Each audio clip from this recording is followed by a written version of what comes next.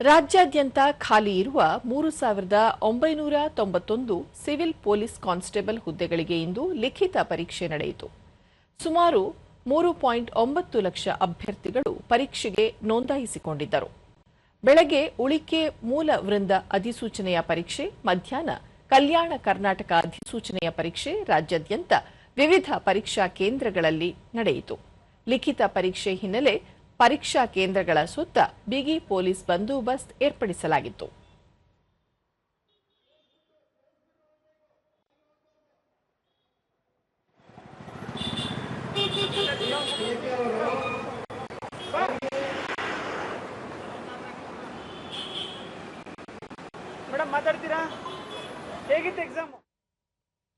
ಪರೀಕ್ಷೆ ಬಳಿಕ ದೂರದರ್ಶನದೊಂದಿಗೆ ಅಭ್ಯರ್ಥಿ ಗಣೇಶ್ ನಾಯ್ಕ್ ಈ ಬಾರಿ ಪ್ರಶ್ನೆ ಪರೀಕ್ಷೆ ಕೊಂಚ ಕಷ್ಟಕರವಾಗಿದ್ದು ಪರೀಕ್ಷೆಯನ್ನು ಚೆನ್ನಾಗಿ ಬರೆದಿರುವುದಾಗಿ ತಿಳಿಸಿದರು.